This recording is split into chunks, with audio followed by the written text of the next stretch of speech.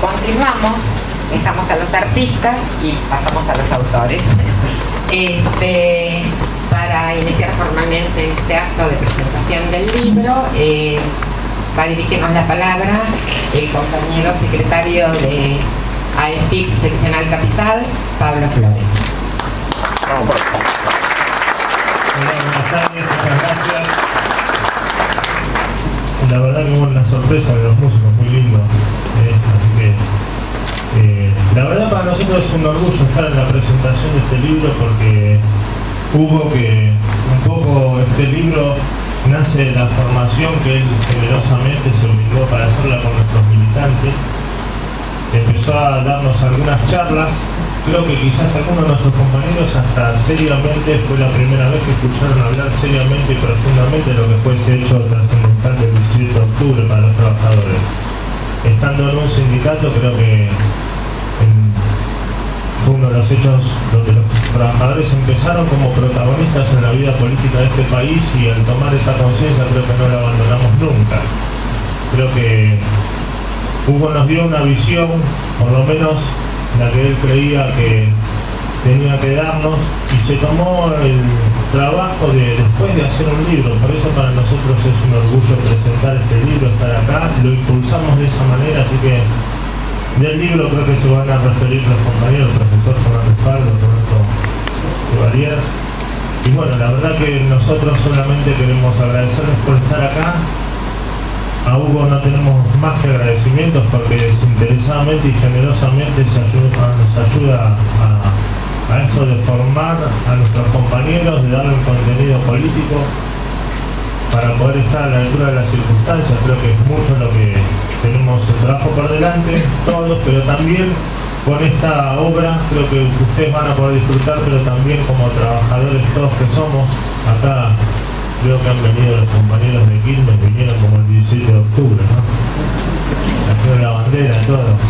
Bárbaro por eso, ¿no? Hay muchos compañeros que son del organismo, otros que no son del organismo, son compañeros de militancia, algunos de Hugo de aquellos momentos, otros de hoy, pero bueno, creo que todos somos trabajadores y todos tratamos de hacer y construir y aportar lo nuestro para construir un país mejor. Así que creo que en eso, en el aporte de Hugo, creo que vamos a poder disfrutar de una obra donde cada uno, seguro muchos ya tienen la conciencia, pero también seguro que la vamos a seguir transmitiendo para las demás generaciones. Así que nada más que agradecerte a vos, Hugo, especialmente por tu generosidad, y muchas gracias por esto. Gracias.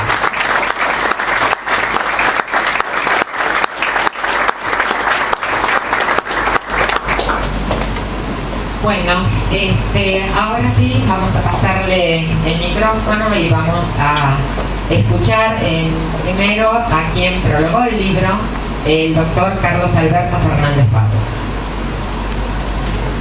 Buenas tardes a todos. El libro de Melgarejo me parece que nació de una conversación de él con compañeros, con clases impartidas, con respuestas dadas a preguntas que le hacían.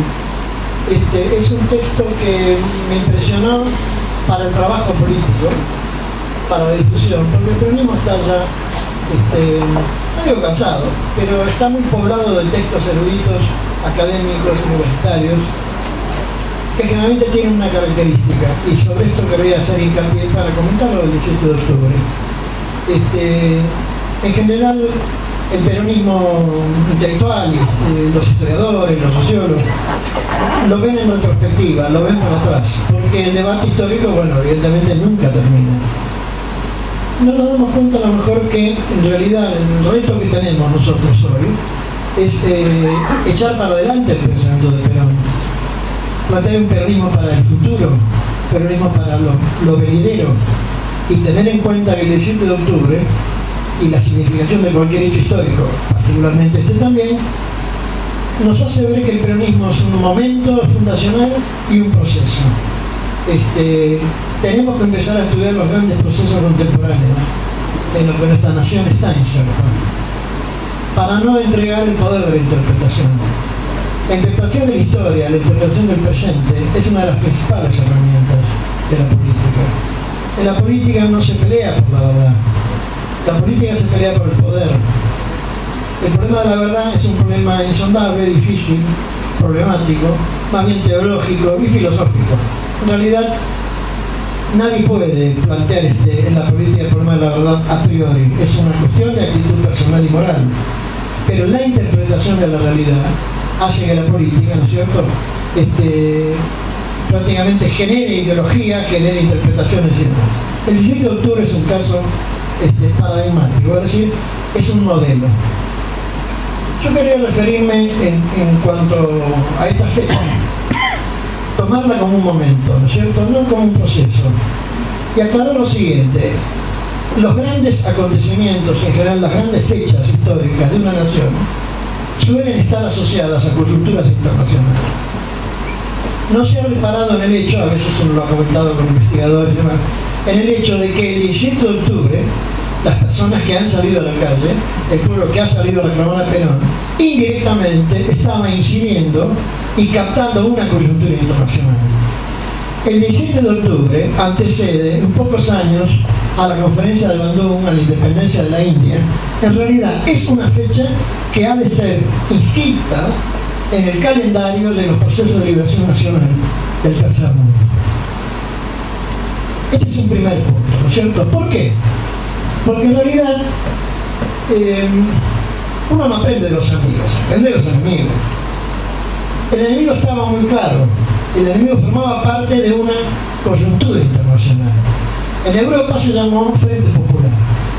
Aquí se llamó Unión Democrática. Hubo 3 intentos de Unión Democrática. En Europa también hubo 3 intentos de Frente Popular. Cuando Ortiz se enferma, bueno, ahí se arma toda la Unión Democrática para tratar de imponer, ¿no es cierto?, un candidato. Se intenta en el 44.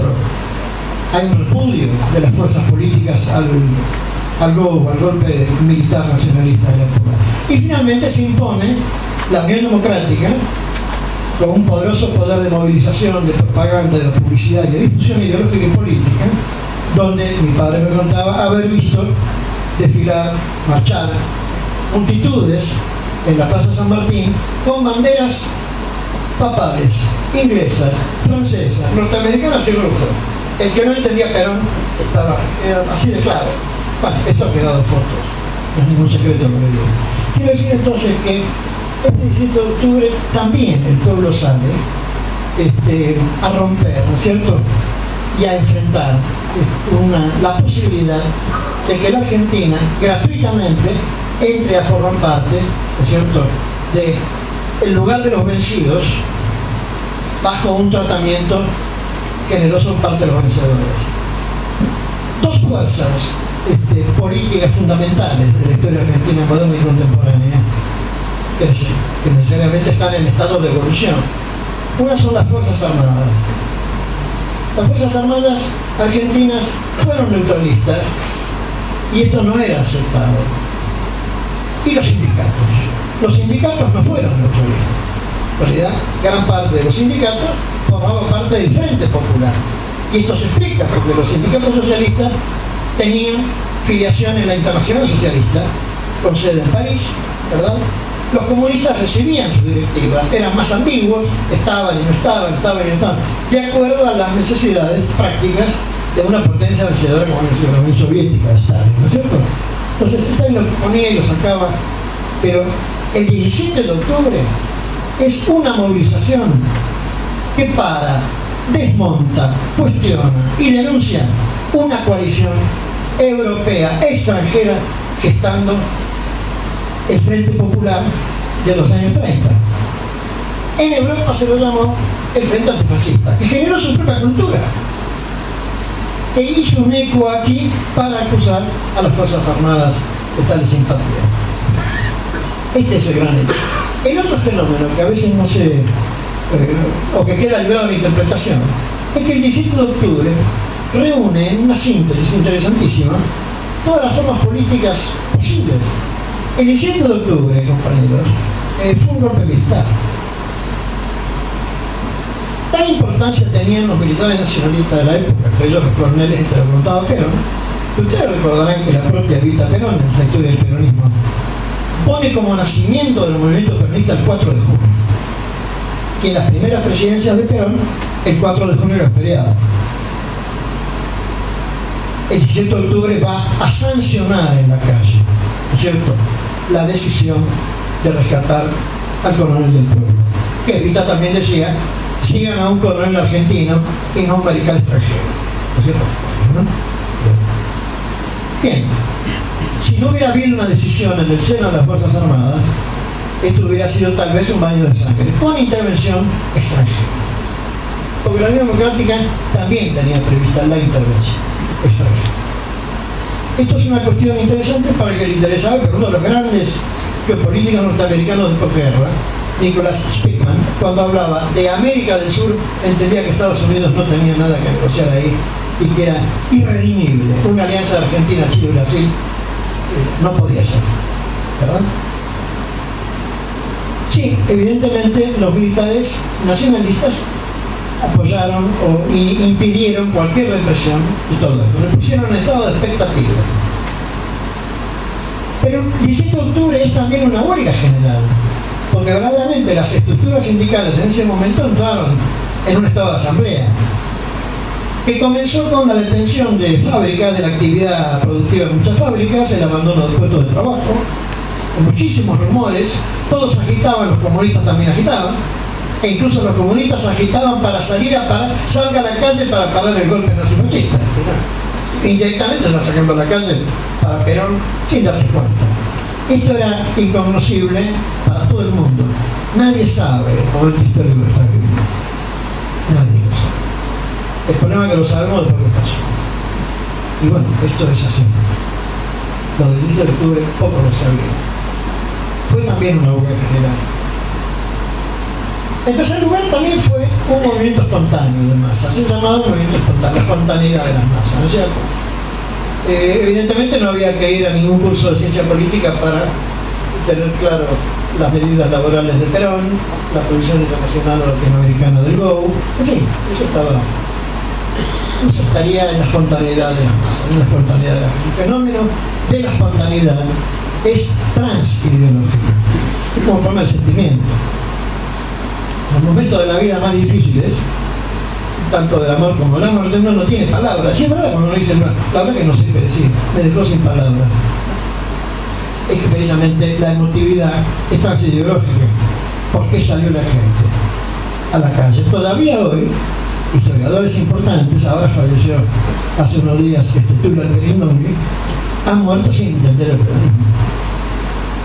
Sin entenderlo, sin entender su naturaleza. Entonces hubo un fenómeno de espontaneidad que nadie se pudo apropiar. Por eso, en última instancia, el recuerdo del 17 de octubre es uno de animales, tiene una estética particular, ¿no? Gente en la calle, masas y demás. Quizá, retomando lo que dije al comienzo, tendríamos que ver el peronismo, tenemos que ver ahora el peronismo en la situación de interpretar la situación contemporánea del mundo, porque la Argentina ya es un barrio. La fuerza política que representamos, el pensamiento de Perón, va más allá de las posibilidades que hoy tiene el Estado argentino, por su situación geopolítica, por su escasa relevancia geopolítica. Nosotros sí tenemos que empezar a salir, ya hay una salida a Latinoamérica. Realmente la presencia, bueno, el peronismo de un modo u otro se difunde en toda América Latina. Generalmente se trata de no confundir el peronismo aquel del Atlas, que Perón quería hacer todo un sindicalismo latinoamericano, con otro sindicalismo, llamémosle, revolucionario. Pero hay una proyección internacional. ¿Qué se debate hoy en torno al 17? Bueno, en torno al 17 poco lo festejan y poco lo recuerdan. Hay una cosa importante también. Las fechas son significativas de acuerdo a las generaciones que se viven. Que yo sepa, la muerte de Perón no es feriado nacional. Y el 17 de octubre tampoco. Por ejemplo, el peronismo está sometido también al paso de las generaciones. De nuestros hijos y en el caso de muchos compañeros peronistas, que no tienen por qué saber para atrás. Nosotros ponemos en el libro, bueno, el peronismo es una comunidad de memoria y de experiencia, pero uno tiene la memoria de lo que hizo. evidentemente las generaciones. La generación del 40 es la generación. Pienso en Cafiero, que murió a los 92 años, creo. Esa era la juventud, digamos así, peronista del 40. La del 50 es una juventud peronista del régimen. El régimen del peronismo como gobierno.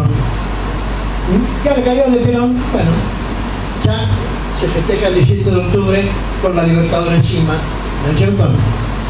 La del 60 la generación de la resistencia. De la resistencia peronista. Que fue una resistencia también militar y sindical.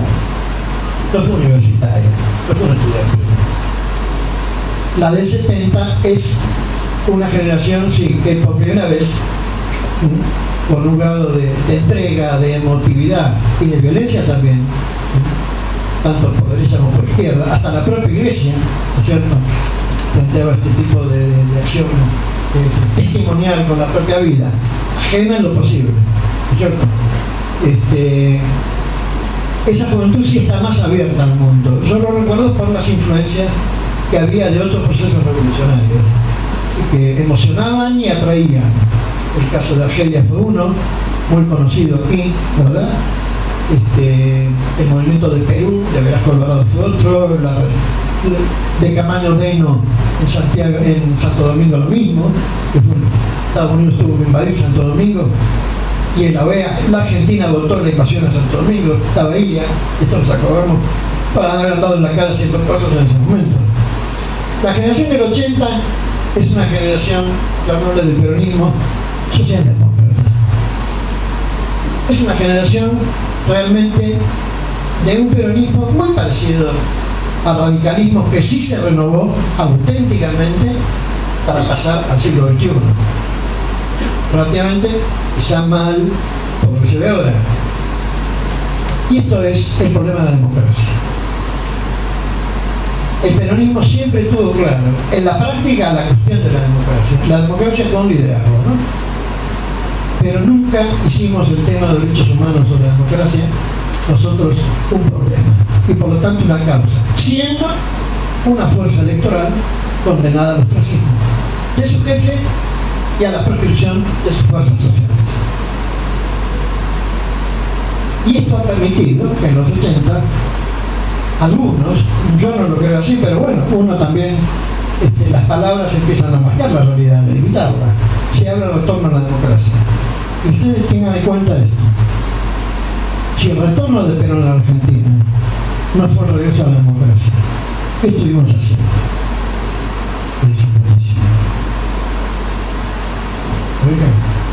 No, el retorno a la democracia fue, a la democracia nacional fue el retorno de Perón.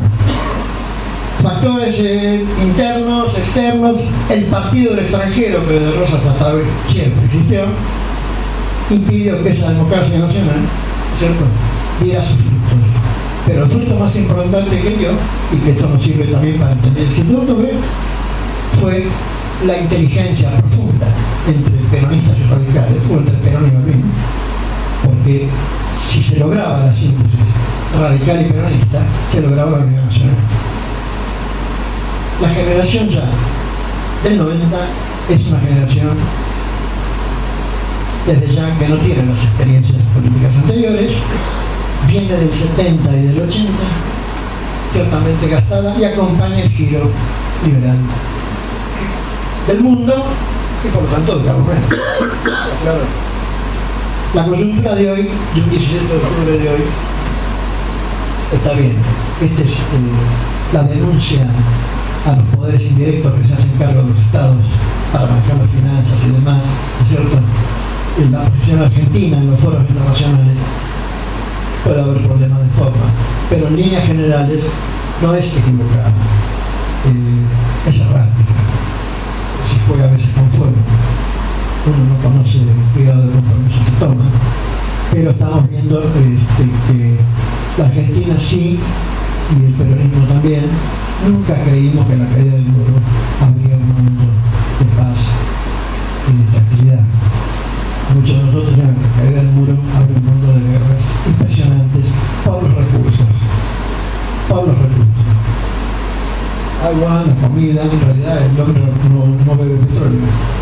Por los recursos. en eso has estado. Entonces, el 17 de octubre, hoy es un 17 de octubre centrado en el patrimonio. Yo creo que la recordación, si las nuevas generaciones lo toman, va a quedar como un hecho histórico. Pero ¿saben por qué es histórico? ¿Y por qué? ¿En qué reside la historicidad de ese día? En que se ha convertido ese momento en un proceso. Un mundo se volvió un proceso. El recién nacido devino hombre. ¿Respetan? Esto yo creo en la naturaleza. Lo que ha hecho Melgarejo en un esfuerzo pedagógico, porque esta cosa hay que hablarla y no ir a la erudición, no es un problema ya de erudición. Digo, porque más o menos uno por la actividad profesional y demás sigue las cosas que salen y no tiene la menor idea. A mí me da pena, un gran historiador fue, pero bueno, se murió sin entender el peronismo. Germani se entendió sin entender el peronismo, yo tampoco lo había entendido Mussolini. Cuando vino acá, lo último, porque además termina muriendo todo en Estados Unidos, es el lugar del Edén sin redimirse y sin entender el país, porque el peronismo es incomprensible, no tenemos herramientas que nos sacan del propio peronismo. Este peronismo es una particularidad histórica. Por eso a veces en alguna charla que dimos acá con los compañeros, si uno agarra todos los manuales que hay, no encuentro definir el peronismo que sean iguales. ¿Interpretan? El europeo no lo entiende, el europeo ya no entiende nada. El único europeo que entiende algo que se llama discutir, que trata de salvar a Rusia, ese sabe política, creo que es el único. Los demás son unos mamarrachos. Son unos mamarrachos. Este es un drama para Europa. Es un drama. Líderes árabes ya no quedan. Nosotros siempre en el peronismo levantamos la figura de un Nasser, ¿verdad? Del partido Baath, que era el partido peronista que hasta había traducido cosas de Perón. Todo discurso de Perón fueron traducidos por los Baath también enseguida. ¿Oigan? Los norteamericanos más prácticos empezaron a matar líderes árabes y ahora han creado un pandemonio. Bueno, yo cerraría. A ver, el libro me gustó porque es una cosa de conversación, porque lo escucho a Melgarejo. Es un relato histórico bien ajustado a los hechos con un elemento de interpretación. Acá el problema es la interpretación. No es un problema de ir a discutir lo grande, sino herramientas políticas que sirven para absolver posiciones, ¿verdad? Sí, el 17 de octubre es un momento que tenemos ya que verlo como proceso. Porque fíjense que como momento trascendental, decía el compañero, tampoco ningún gobierno peronista no lo declara feriado nacional. Este es un tema, porque es otra generación. Cada generación tiene su reto. Y algunos forman parte de la comunidad de la memoria del movimiento, los que lo vivieron. Otros de la comunidad de experiencia, lo vivieron menos, pero lo trabajaron un poco más. Otros cultivan el peronismo leído. Hay un peronismo leído, si no, no habría tanta literatura sobre el peronismo. Pero la gente estudia el peronismo porque quiere formar parte de la nación. Y bueno, es una ventana de entrada. ¿Completamente? Por eso que un intelectual que conspira contra la propia nación comete uno de los peores. Uno de los peores. En el caso de Alemania, un famoso autor, yo no recuerdo hacia Primo Levi, decía, no, está bien, en el campo de concentración, mató al otro, lo colgaron, cámara de gas, perfecto. Pero yo a los intelectuales del régimen los ahorco a todos. Porque el intelectual tiene una responsabilidad. ¿Oigan?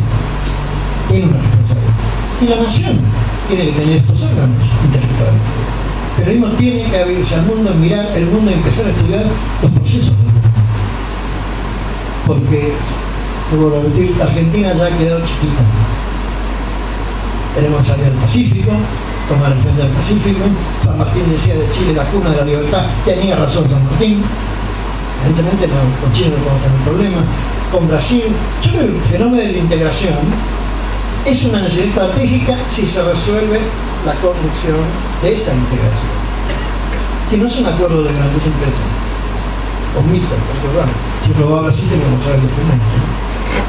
Bueno, en línea general me parece un librito agradable. Para mí es una cosa muy agradable de leerlo, pero sobre todo de que es accesible, es manuable, está hecho para uno, no para la academia.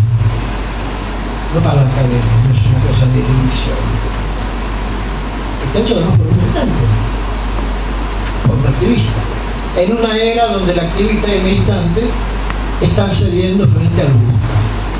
El busca es una categoría nueva que reemplaza al militante o al activista. Este es un depósito para hablarlo. La página que pongo yo no tiene importancia, simplemente un agradecimiento a la mitad que me honra de haber convocado para esto. Una compañera Flores de haber invitado.